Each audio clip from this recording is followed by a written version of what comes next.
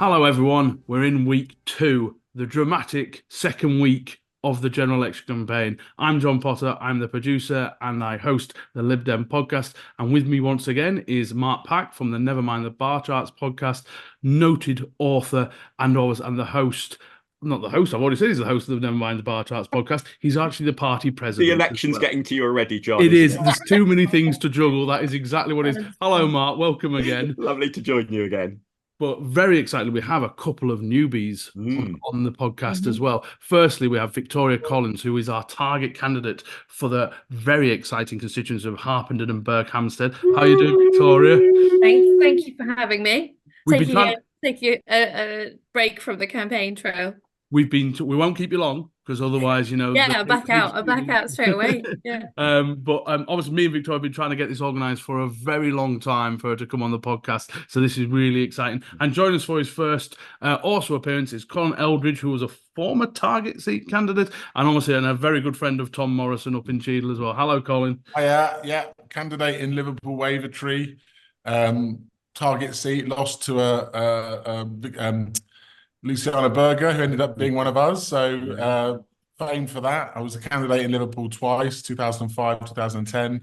And a long time ago, when I was wearing short trousers, I stood against Liam Fox in what was then the Woodspring Oh, constituency, wow. which is now North Somerset. And so that was in 2001.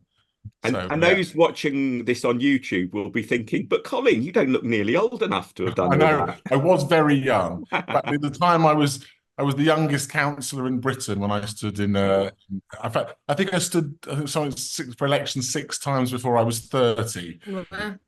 So yeah, now I'm sort of more of a humble leaflet deliverer, helping in the Newbury constituency some of the time, which is a moving forward plus seat, which we're very excited about, and obviously, yeah, Tom in Cheadle, who I think is a red hot favourite, as I'm sure many people will know. So. Absolutely. No, well, welcome aboard, Colin. Really good to see you. So Thanks. I think there's lots of things to talk about this week. What's happened in the last week? We've had the leadership debate, which was last night as we're recording. Nigel Farage has entered the fray, and I know many of us won't want us to talk about Nigel Farage, but it is a significant impact on the rest of this campaign. So we do have to touch on what that means for not just the Tories, but Labour and us. But first of all, I think, Victoria, we should start with you because not only, I mean, you are on the ground as a target candidate. Yeah. How has that been this last week as it really gears up? Well, I mean, I think as you said, well, first of all, it's so strange to think it's week two. I mean, I think a lot of us semi-expected it. I was convinced it was going to be May the 2nd, so we were kind of gearing up for then. But it was a small shock when it was called. So the first week was like just go, go, go. But now there's a real sense of momentum, which is great. So Friday we had a Davy came over. So you may have seen, we did some kind of baking in Harpenden. And what was great though, it was so surreal. I mean, I've never baked with kids in front of about 15 cameras. So trying to and like kind of work out, measuring your food properly. But no, it was really lovely. And then also there's a big launch in Berkhamsted. And what I loved about that is that Rishi Sunak had snuck into town and done a very quiet, almost like selfie with the candidate in Berkhamsted. And we came, of course, with the big Yellow Hammer 1 bus and had a big kickoff. We then launched our 2 hubs. Now I'm in a big constituency which has 2 heads, really, Harpenden and Berkhamsted. So we've launched those hubs.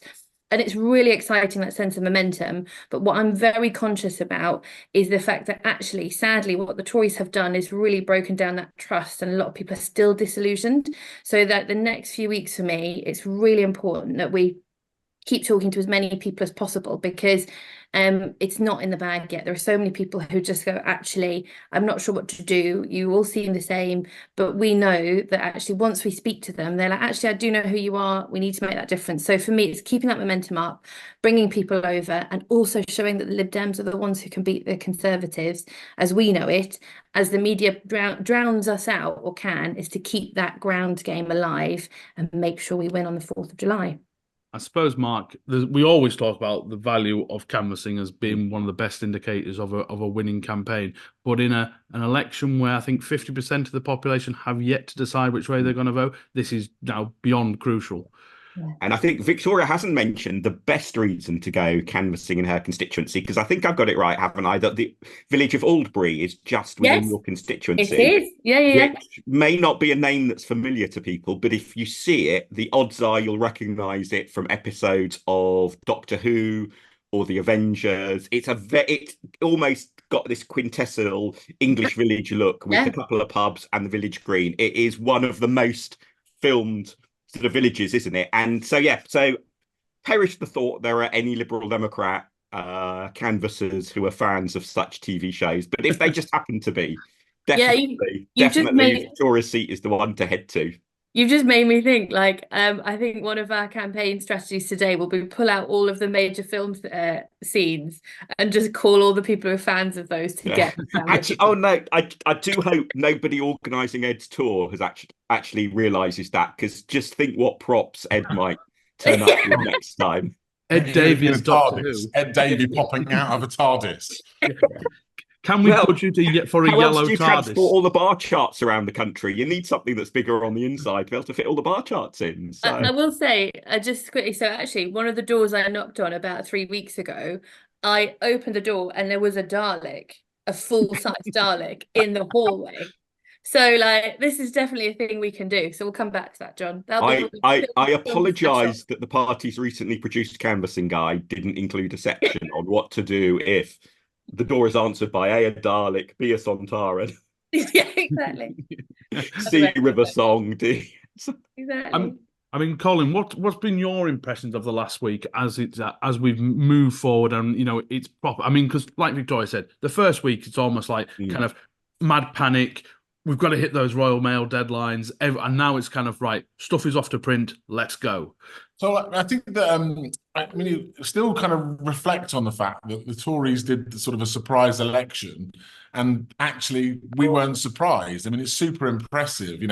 All of our targets seem to be super organised. Posters going up, flying starts leaflets going out. It's just so I don't think that they've caught us by surprise.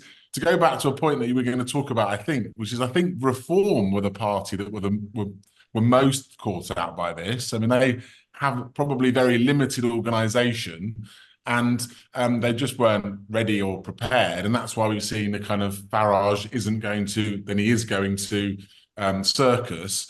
But ultimately, we know that actually to win an individual constituency, your ground game has got to be great. And it doesn't matter which party you are, you've got to have a ground game.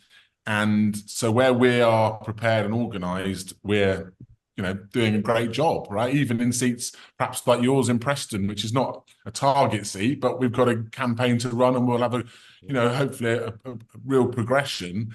I wonder if Reform are the people that are going to suffer the most, because they probably just don't have any kind of ground organisation. And I'm trying to figure out the shifting patterns. I mean, you've mentioned about Farage, and Farage is obviously going to. I mean, it's universally, I think is what a third of Tory voters would consider voting Reform. And Mark's going to correct me if I'm wrong on any of these facts. But also, there's a lot of shifting like kind of demographics happening at the moment. What do the Greens do to the far left of the Labour vote? What do independent kind of, seen ones with in Preston, the urban seat in Preston, we do have an independent pro-Gaza kind of candidate that's really going to challenge Labour there and cause them some problems. But then you've got us also taking votes from Labour, some from the Tories, and obviously our natural level of support as well. It's a really difficult mix, and that's why I suppose, Mark, it then comes on to the polling that's happened at this thing. I mean, how reliable should we take some of these polls? I mean, one of them says Labour will win everything in the Northwest, barring the Speaker's seat, and then 3 Lib Dem seats in Cheadle, Hazelgrove, and Tim's up in the Lakes. I think in terms of overall voting intentions, the polls get it right basically 6 elections out of 7. So from that point of view, the polls consistently show the Tories are a long way behind, and we can be pretty confident that's the real situation. It's also the case that actually we as a party tend to do best when one or other party is a long way ahead, because it's when they're really close that we tend to get squeezed, because people feel, oh, I've got to choose Labour or Tory to determine who's going to be Prime Minister. So I think in terms of both our personal views about the government and also the party's interests, that's actually not a bad backdrop at all for campaigns like Victoria's.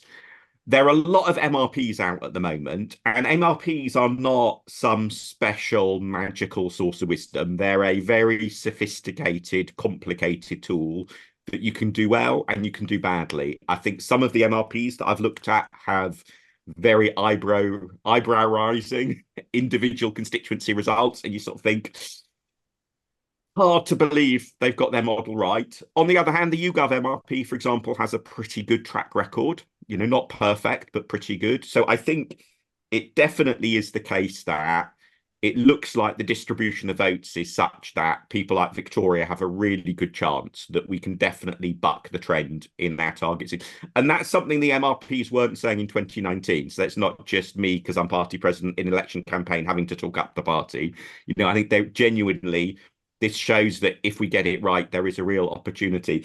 As for, the huge number of seats that some of them show will go Labour, well, if the government loses by 20 odd points, that's sort of what happens. And people with long memories may remember Chris Leslie in Shipley in 1997. And that was, Labour are never going to win somewhere like Shipley. And I don't think Chris Leslie himself really expected to win. But in that sort of environment, the sort of seats that have never voted Labour, sometimes do, if there isn't another strong challenger, like there is, we are, in many seats. So I think the MRPs overall are a bit variable in quality, but they are broadly getting the picture right, almost certainly, as are the national polls. Can I just ask one question? When I've looked at those MRP polls, the YouGov one you mentioned, there seems to be a bit of a bias towards the party that came second last time. So there are certain seats that I looked at and went, there is no way that seat is going to go to that party, just because, the demographics are just impossible. Is that something that's built into the formula? Yeah, I mean, I think make an assumption about the natural challenge to the Tories doing better. I mean, I think that definitely is an important factor, and it's why, I think there are seats like, say, Woking would be a really good example, just to pick a different example from Victoria for a moment, where if you look at the election result last time, local election progress that we've made, how poorly Labour's done in local elections, it's reasonable to expect it will be a very different picture in Woking from the national sort of swing to Labour. But I do think, I'm always slightly cautious about some of those demographic arguments, because people made them in Scotland about Labour seats ahead of 2015, and Labour got, so when you've got a party as on, the Tories are currently on course to do worse than they've done in any election since before letterboxes were invented. That is just, and on that basis, yeah, there will be seats, some coming to us, some going to Labour, obviously, the Tories will lose, that it's been unthinkable that they would lose in the past. So I think definitely, when demography is not destiny. No. And the Conservatives are so far on course to do a very heavy bit of record book rewriting. And the great thing is the opportunity for us, that, the opportunity for people like Victoria, to get elected. And, we need to have, the MP for Daleks to be a Lib Dem for a change.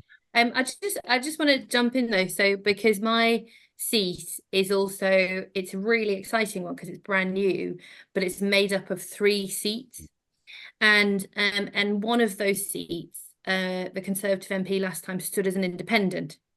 So what we're finding is that those polls that weigh 2019 quite heavily actually really don't, or depending on how much they bring in the 2019 result, are really skewing ours. Now, there's many where we're ahead or a close second, and people on the ground know that.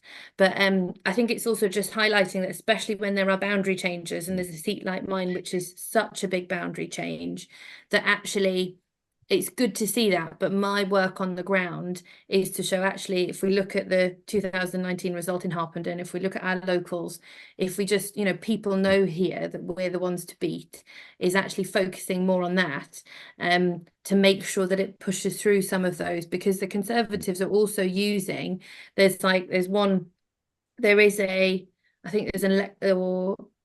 one poll or one analysis which shows that Labour can win, which is really not true at all, and people here know that.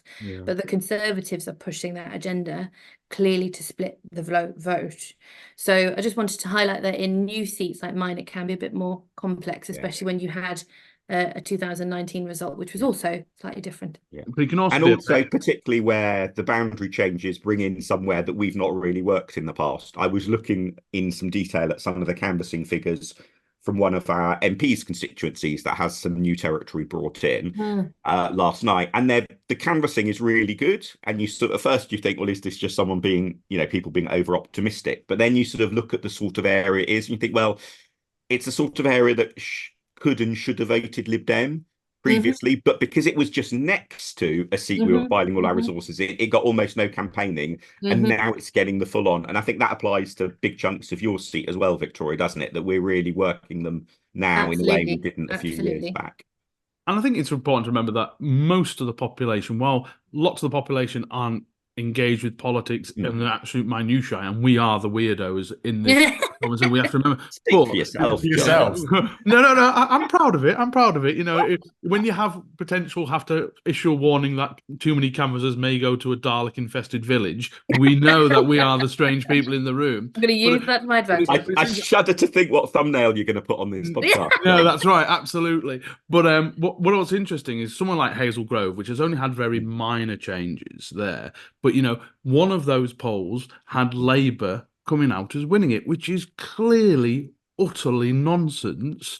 But that doesn't stop Labour from making hay from that. Because like Colin said, all of us wanted to kind of do well in our patches, and not everyone has the discipline to stay where they need to be. But I'm really encouraged to hear what you say, Victoria, because actually, I mean, you see that I think of the North Shropshire by-election as well, where that local Labour Party refused to lie down, even though it was plainly obvious that the Lib Dems were the big challengers. But we just have to be realistic. And another thing that's happened, which is quite interesting in Hazel Grove, is the Tories' lack of branding in terms of not putting blue on their leaflets. So I think we've worked out, of all the bits of literature that has gone out in Hazel Grove fairly recently, none of them have had Lib Dem yellow, have had Tory blue on it, but they've had a lot of Labour red on it. And so we're getting people coming up to us and saying, oh, I got this newspaper from the Labour Party, when it wasn't. It was actually a Tory. So there are these tricks and things, but this is why, and again, I sound like a proper Lib Dem kind of geek here, but this is why content and volume is so important. Because, and I assume, because they will throw loads. And I mean, Colin, that's no different. Well, so what I was going to say to you then is there's actually an important point about this, is because this is an election where it looks like Labour are going to do really well. Seats like Hazel Grove and Cheadle, which of course I know quite well at the moment, they are in Greater Manchester. So they do have a Labour influence. They've got a Labour mayor. They've got the local media, being the Manchester Evening News, is kind of focusing often on Labour stories. So the squeeze becomes so important. Mark will remember this. Back in 1997, there were a number of constituencies where Labour won from third place. I remember Bristol West being one. I think St Albans actually was one, if my memory serves me, because the swing nationally gets so big, people get carried away with this sort of Labour are on course for this juggernaut of an election. And our job absolutely has to be, in so many of these constituencies, to squeeze, where, Hazel Grove will be a great example. Labour vote will be going up. Labour have done a bit better in the local elections there recently than they've ever done before. We've got to squeeze them right down, and that's one of the ways that we're going to win.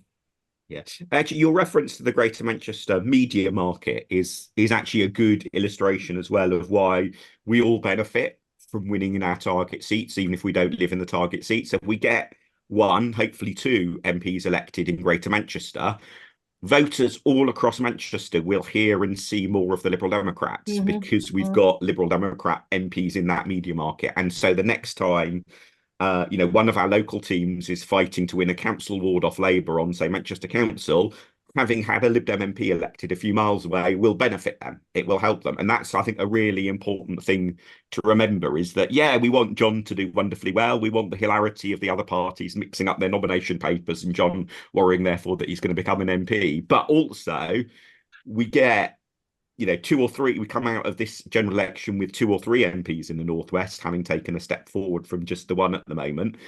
John, that helps you, winning more council seats in Preston, because it's more Lib Dems in the regional media, in the national media, being seen, being read about by voters in your target wards. And which is why, again, most people watching this will have had letters from HQ telling them where their target seats are, etc. I'm in Stockport the next 2 days, and doing these sorts of things are really important. But let's shift to the person we really didn't want to see in this election, and that is Mr. Farage. He has arrived, and unbelievable.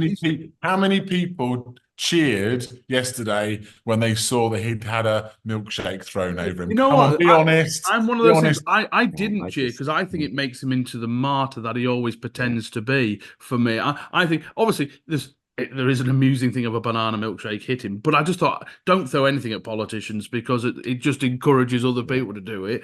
And also, and there is a genuine safety issue. It's 2 MPs have been murdered in recent years. I think, there is a real issue about safety of MPs and parliamentary candidates. And as it's like with arguing in favour of freedom of speech, you have to be in favour of freedom of speech, people you disagree with.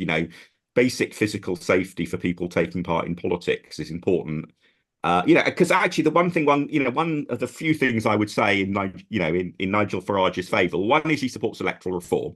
So we have to at the moment, we have to at least agree with him on that. Yeah. But the other is he is willing to put his name on the line by taking part in the democratic process and letting voters choose. And there are all sorts of unpleasant populist extremists who throw all sorts of bile from the sidelines, but always run away from actually facing the public's verdict. I think, our politics is better for people like him being part of it than being wholly outside it.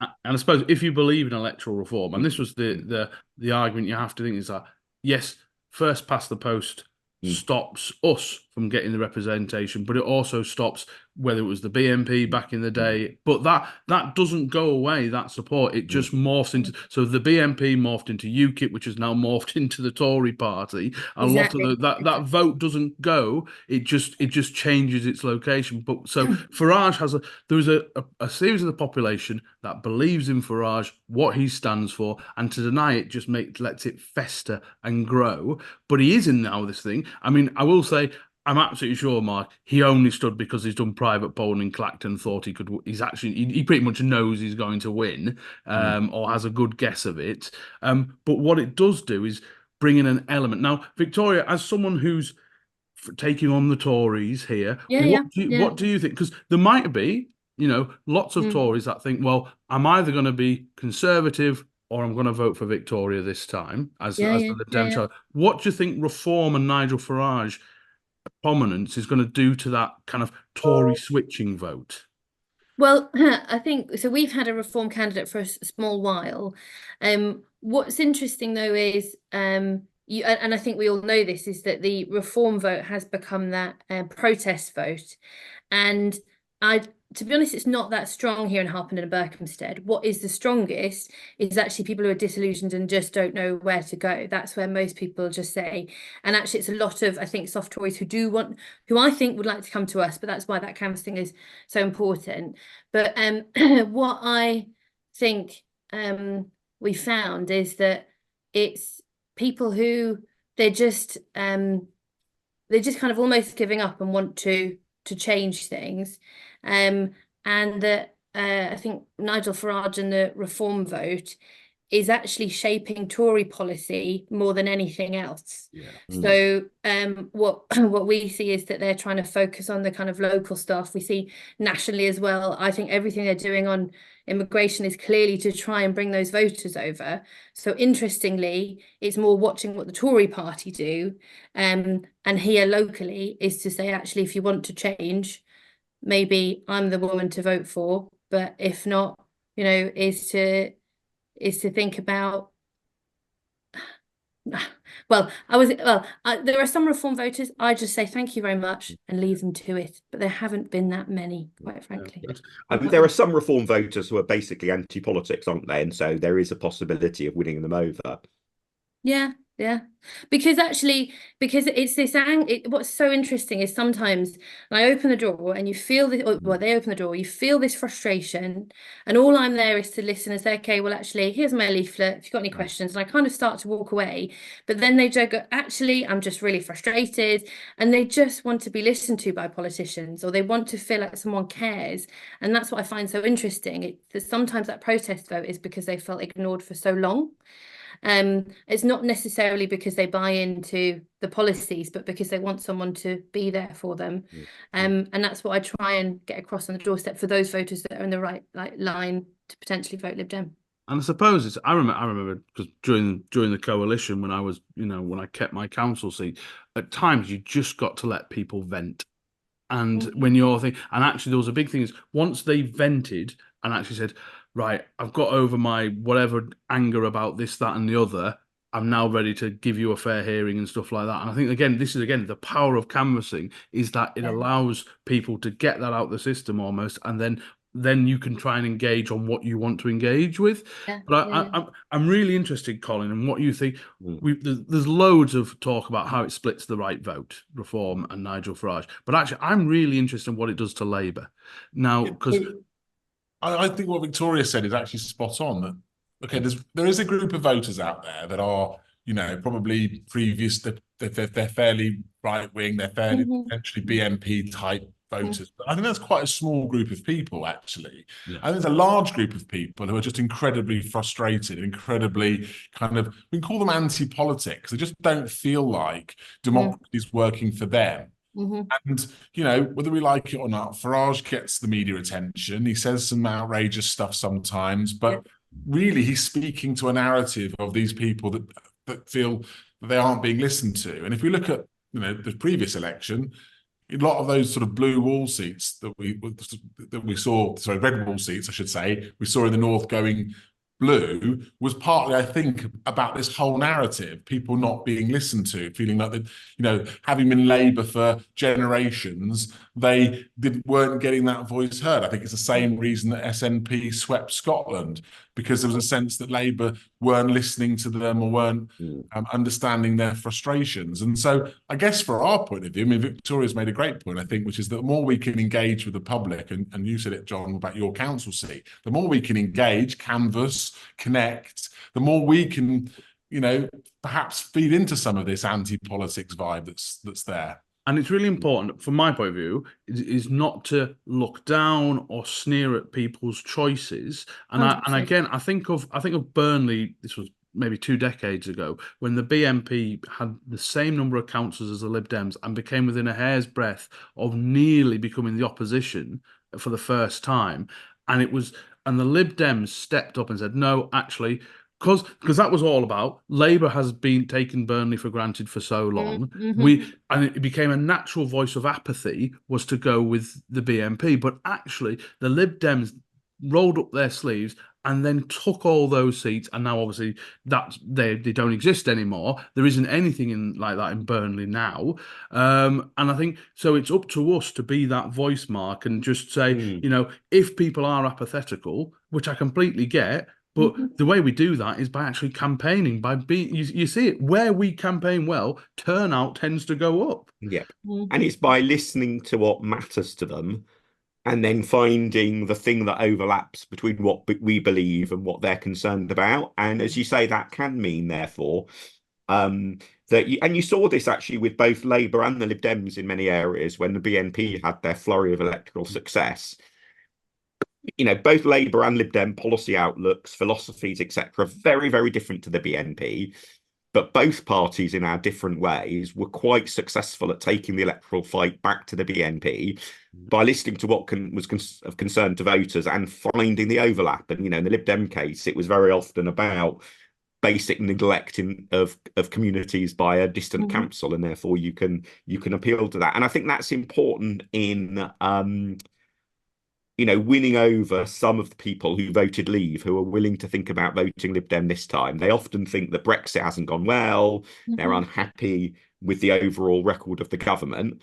And if our starting point is, it's your fault, you got it wrong, why would they listen to us? But if our starting point is sympathy, and finding some common ground on the NHS, on sewage, wouldn't it be better if we got rid of some of those awful new trade barriers with Europe? Then we can begin to win them over. And it's about finding the overlap always. Yeah, I think also the point about Brexit's absolutely crucial. I mean, Brexit was a vote about frustration about government, in my view. Someone to blame, or some people blamed Brussels, they blamed the EU. It's the kind of sense of no one's listening to me that is, I think, very prevalent, and there is an opportunity for us to tap into it, like you say, and listen. Yeah, and again, we've talked on this podcast. We've had like canvassing training, kind of 101 episodes on this podcast about, the first thing you do is you don't, if you disagree with people, you don't come at them with aggression. You come at them from listening. And another really thing I say to new candidates and campaigners is, they don't have to agree with you to vote with you. I know it sounds because again, we're in this bubble. We think how could someone be a Leaver and still vote John Potter? But actually, that's how not could reality. Anyone meet you and think vote John Potter? But yeah, have you been talking to my wife again? Honestly, I don't know. But let's. Meet Victoria, meet Colin, vote for them. I get, but yeah, absolutely. Yeah, it's a struggle. I have to do extra leaflets. But Victoria, last night.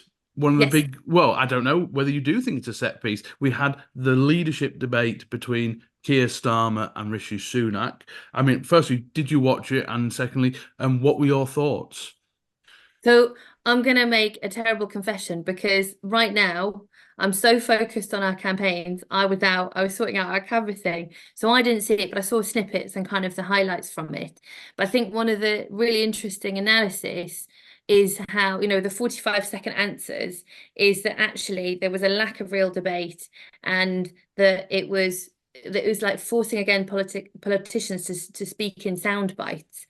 And I think in a way, coming back to what we've said, is we've got to remember people are getting their information from now algorithms and sound bites that are feeding their fears in different ways. And I worry that actually last night was just another bunch of sound bites that are just going to go different ways and not actually add to the debate.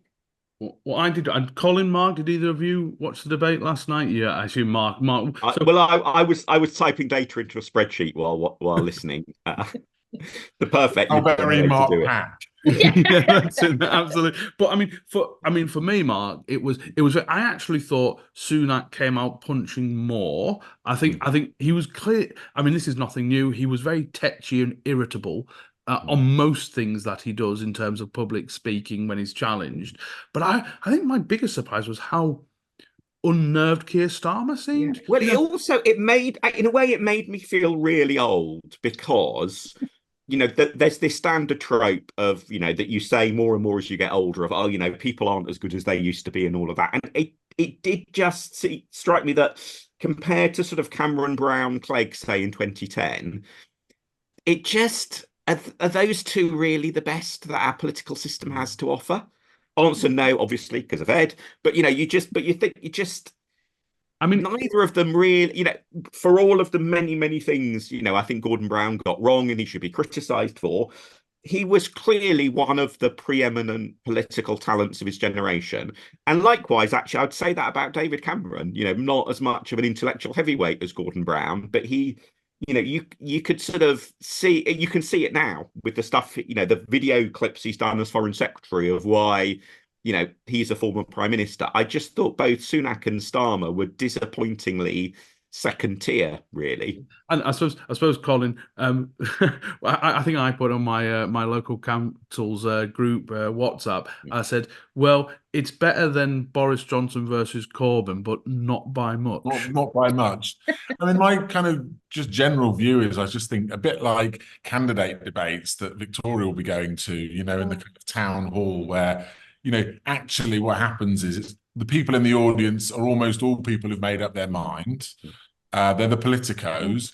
It involves a huge amount of energy. I'm sure Victoria will be super nervous about it, doesn't want to make a mistake, doesn't want to say something wrong. She'll get attacked by her opponents, probably doesn't move the dial very much. And my impression of last night is simply that. I suspect opinion polls won't change very much at all.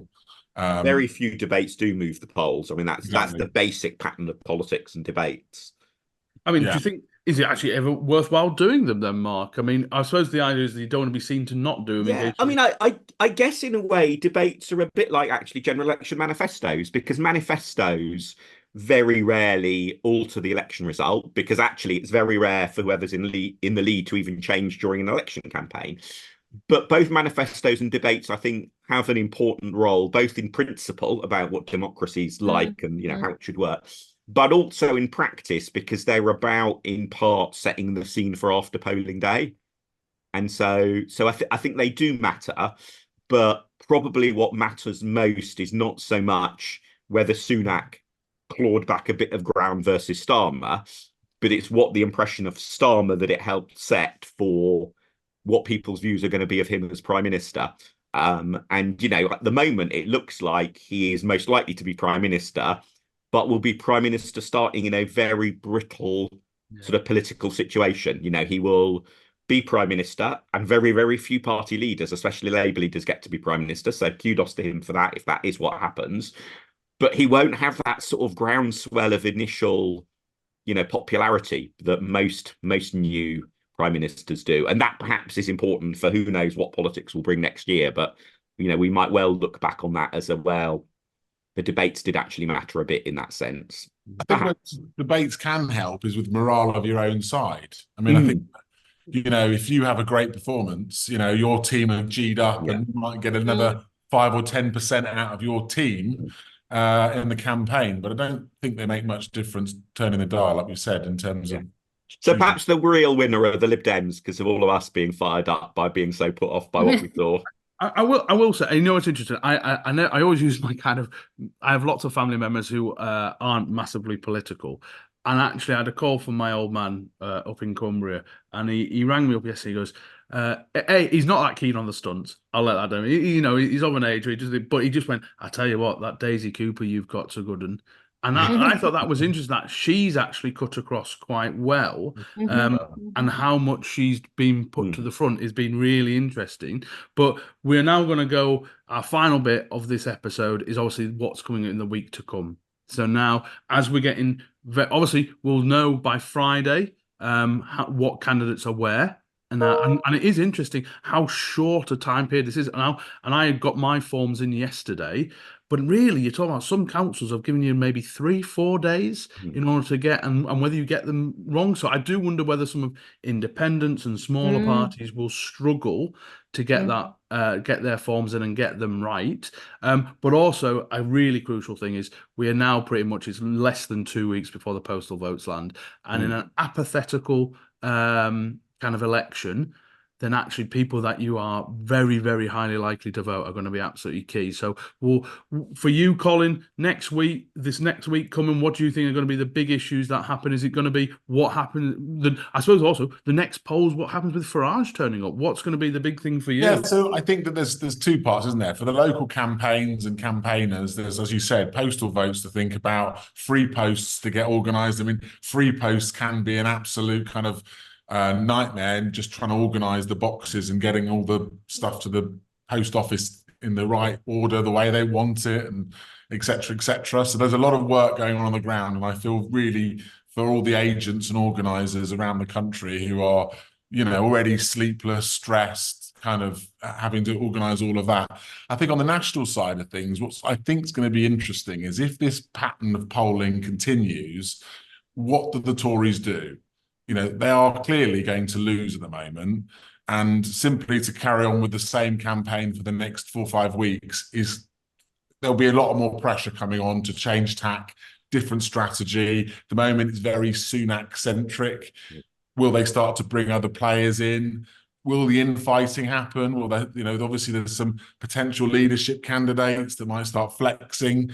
So I think that's the interesting dimension that could come over the next few weeks. Farage puts pressure on the Tories probably more than other parties. So was that, I think, we're all to see, let's say. Mark, what about yourself? I'm going to leave the final word to if anyone is turning up to help in a target seat, little tip, bring a handful of elastic bands with you. This is peak risk of running out of elastic band season as you were bundling your election addresses and the like. So, but yeah, I mean, it is scary and exhilarating to think we're about a fortnight away as we record from the first votes being cast from people looking at, you know, John's name and Victoria's name and on ballot papers. And that is scary for all the things we've got to do, but also actually, if the polls and the public and so on are in the same mood when the votes are being cast as they are at the moment, we've got a chance of a really cracking election result. So it's also quite exciting that we might be just a few weeks away from finally breaking out of the level of sort of MPs and so on and public profile that we've been trapped in for a decade and more. So, but we have to remember to get it right. Our track record is over optimism. 5 elections in a row, we've all gone too optimistic, gone for too many seats. We really need to keep our heads focused on getting people like Victoria elected, and lots of useful stuff we can do in other seats to build up our organisation to help win future elections. But the big measure of success is Victoria elected in Harpenden and Berkhamsted, is Josh elected in Eastbourne, is Monica elected in Esher and Walton, are Tom and Lisa elected in the Northwest, and so on. Oh, I got butterflies then, Mark. That was inspiring. Victoria, for the letterboxes. Finish off, Victoria. I mean, what are you doing over this next week? That is probably interesting from yours. I mean, you know, and what Mark said, I think, you know, myself and our teams where we're in those advanced target seats, we've done so much work to get here, but it is not in the bag. We need as much help as possible. Absolutely. And all that we've talked about, kind of that apathy, that also, like, you know, keeping that squeeze alive is so essential. So my week is basically canvassing leaflets, calls, canvassing. And I'd add that we've got 2 hubs open, one in Harpenden, one in Berkhamsted, easy to get to by train, car. We can sort out lifts, help, but we've got canvassing 3 times a day. We've got our action days every weekend. But please do help those seats. It's not over, it's not in the bag yet. But I'm very excited, and I'm just really excited to go and talk to people. That's my favourite thing, and it's making a difference. So back on the doors. Wonderful. And go canvassing in Victoria's seat, you might meet a Dalek. Yes, absolutely. And I suppose the final point, it reiterates what Mark said last week, actually, is the Tories are probably going to outspend us massively. And I had some figures of how much they'd spent in Cheadle since New Year, and it's gargantuan. It's huge. Wow. So knocking on doors, getting out those leaflets is how we stop the Tories winning this, by spending lots of money. So thank you to Victoria, to Mark, to Colin, and everyone who's watched and listened to this podcast. We really appreciate it. We'll do more next week because the news isn't going to stop. We will see what happens, but go out there, get your leaflets in, get your knocking on doors, go to your target seats, and we'll be back with another episode really soon. Thank you very much.